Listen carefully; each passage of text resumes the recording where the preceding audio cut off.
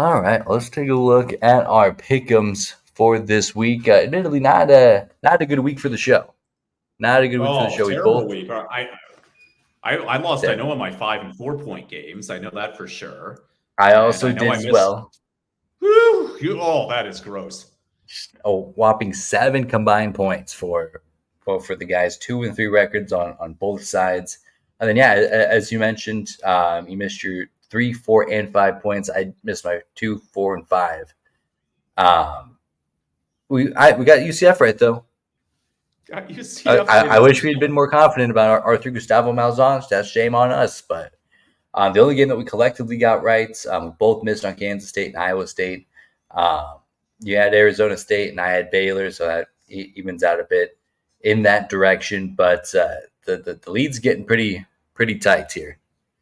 That's Yeah, I know. we're, I've we're got to running out figure of it out, time. Brandon. I know. I'm going to have to start taking even dumber risk. It looks like in the month of November. So it's moving month, Brandon. Moving Moving month. month. That's So what I we're can't talking just about. moving month. So it's moving month. So that's just how it is. So All crazy. right, let's get this out of here. We got a full slate here, and an additional game as well. Luckily, after this week, teams are coming back from their second bye, so we still some opportunity to get some points here. We'll hop in West Virginia and Cincinnati. Boy, this I love feels like this this. game. This is a I love fun this game. game. This is a fun game. Ah, Very gritty Big 12 game. Well, without even looking, I bet it's on ESPN2 or ESPN Plus.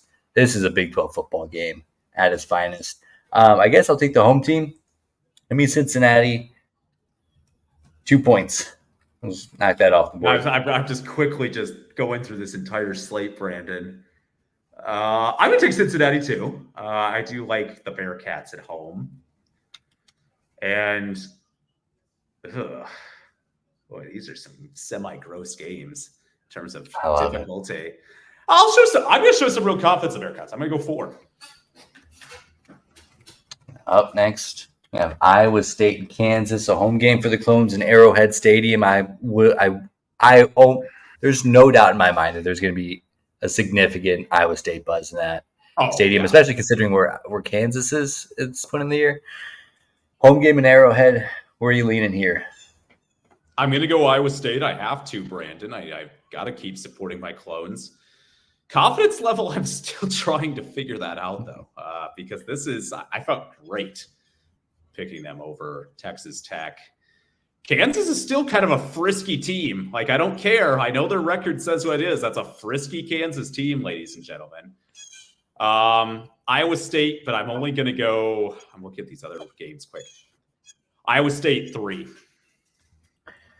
Iowa State 3. I'm also going Iowa State. I'm much more confident just in the sense that I think this is such a dangerous game if Iowa State comes in undefeated and there's that extra weight on Sure. can we go 12-0. So I think a little bit of that's alleviated, and I think that takes a little bit of the edge off of Kansas, where it's like now we get to play Cinderella, or we get to play the clock that strikes midnight.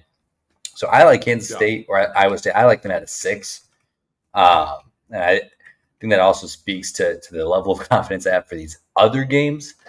But yeah, I like the Clones to. I mean, this is gut check time. I mean, your season's on the line here. You got to figure it out. This is a big game. It's going to be weird being in Arrowhead, so I think that is a part of it. That's fair. But weird game. Colorado and Texas Tech. I love this like old Big 12 matchup. I'm just so juiced for this. If nothing else, just to see like those two like logos on with the Big 12 logo on the score bug on the field. I can't wait for this. I do think Texas Tech's going to come back down to earth. So I'm taking Colorado, and I'm gonna go 5. I feel real good about the Buffs. Okay. Here on the road. The Buffs off the bye. Yeah, this is a. I wish this game was prime time, low key, but 3:00 kick's a pretty fun situation for this matchup. Well, I got to take swings, Brandon. I'm going to take Texas Tech at home. Wow. And look at the rest of these games quick. I got. I'm confident in that. Yeah, I need points. I'm going to take Texas Tech at a 5. That's a 10-point swing here, Drew Russell. It is. I told you. That's I need points, Brandon. Why not? all right.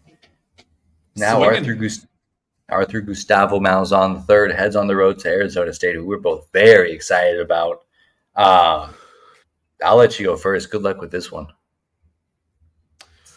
This is a fascinating game here, Brandon Shanahan. I'm going to take Arizona State's got good vibes right now. I would continue to take the good vibes of Arizona State, and I will take them at 1.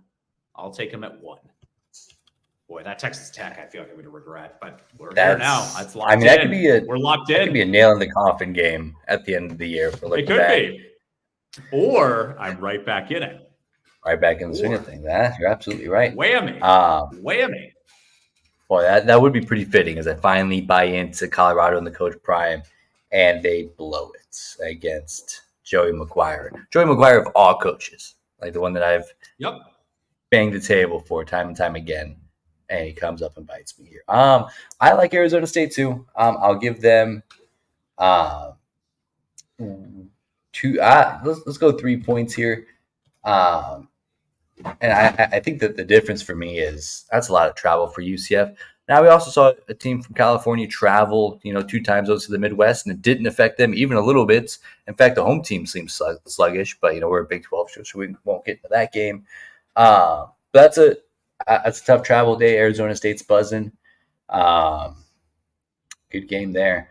Oklahoma State, TCU. I like what I saw from TCU on Saturday a lot more than what I saw from Oklahoma State. Whether Gundy can get these guys right, whether they know what's on the line here, could come back and bite me. But if I'm just using my eyeballs, I like Texas Christian University and give me the 4 points here. Yeah, it's impossible not to like TCU in this game, Brandon. I've got TCU, and I'm going to take the 6. The final game of the slate. Obviously, neither of us are very confident about it. The Holy War, undefeated, soon to be top 10, or maybe already top 10, BYU on the road to Salt Lake City against a Utah team that's not going to make a bowl game. Why aren't we confident in Mr. Russell?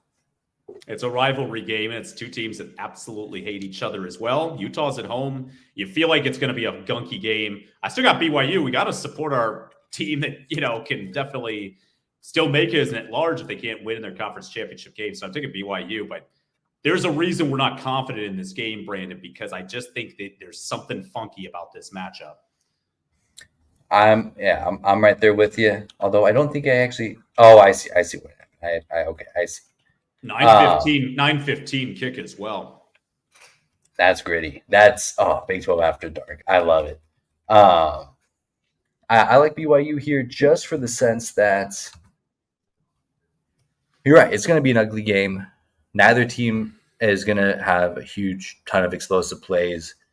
And I think that plays exactly into how BYU wants to play football against anybody. Like when they strap up against Ohio State, they want it to be a rock fight. And I just can't count on Utah to come through and play perfect football for 60 minutes against BYU. And I think that's going to take the crowd out of it pretty quickly. So I like BYU. But boy, this does feel like the trappest of the trap games of all time. It's just a gunky game, Brandon. I just don't like this spot for BYU. I still think they're going to get it done, but if they get a double-figure win, I'd be very surprised. I just feel like this game's going to be within 7 either side, doesn't it? And we saw that feeling. And we saw the same thing with Kansas and Kansas State the other week. These rivalry games get weird. We saw it with Oklahoma and Oklahoma State last year. These games get weird. And Cougars a night game in Salt Lake City. Cougars are only a 4.5 favorite. That's the line currently, 4.5. So that feels about right. That does feel right. And I would honestly maybe take Utah. I still think Cougs win, but I just think it's going to be – it just feels like it's going to be close. Last 2 minutes, you and I are going to be up at 1 a.m. saying, what's going to happen, Brandon Shanahan? We don't know. Can't figure it out. Boy, 3 years ago, could you have imagined us sitting on our couch at 1 a.m.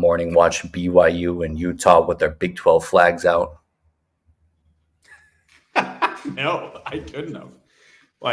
That's how stupid conference realignment is. You just allow that in there and say, "Woo, Yeah, here go we Big are." 12. The It'd best be rivalries in Big unbelievable. 12. It'd Brigham be Young and unbelievable. Utah. I love it, Yeah. Drew. So it should be a fun week. Hopefully it goes better for the Big 12 optically. Hopefully we get a loss from Miami. Those ACC teams start to stumble.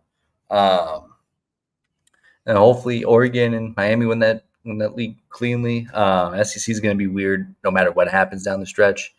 What are you looking forward to the most about this week? Iowa State, Kansas. I'm obviously going to be fascinated by that game. Cincinnati and West Virginia is a fun game. That's such a I'm fun Big 12 game. really looking forward to that game personally. Old school, kind of Big East rivalry, a Conference USA rivalry. That is a rivalry. And those two schools definitely don't like each other. So this conference has to keep establishing rivalries and then also take advantage of the old rivalries that are already built in. I think we kind of have three, four kind of unique games this week where we're got those old school kind of built in rivalries. Even Oklahoma State, TCU, they're very familiar with each other this last decade plus. So very modern Big 12 it's just rivalry. good to continue to build these rivalries and to continue to build this brand of conference. But boy, we really do need to have BYU. If we're looking at college football playoff scenarios, BYU's got to keep winning. Iowa State cannot mess up again. Otherwise, we are just looking at just utter mayhem the last 2-3 weeks for sure. Let me throw this last thought out to you. There's a realistic chance that Oregon wins the Big Ten, that Texas wins the SEC, that Brigham Young University wins the Big 12, and Southern Methodist wins the ACC. Imagine listening to that sentence and not throwing up 10 years ago. It doesn't even feel real, Brandon. That just doesn't. Is that not insane? That's unbelievable. Yeah, that's insane. That's absolutely insane. I don't know, Brandon. It's just a fascinating scenario for sure. I love it. All right, well, that'll wrap it up for us this week. Should be another great Big 12 slate. Hopefully our individual teams do a little bit better than they did this week.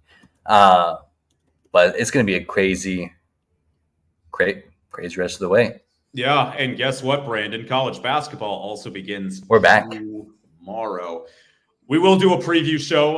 I don't know. I know football season, we're kind of all in, but we might do a light preview just tomorrow, and we'll dig more into the teams. But Big 12 football, it might not be the number one conference in America currently. We might have to admit that painfully. I know that's brutal. In terms of football, just in terms of teams getting into the playoff, Brandon, we might not get multiple teams. That's what I mean. Basketball, though, number one, numero uno, ladies and gentlemen. I can't wait for college hoops to start tomorrow.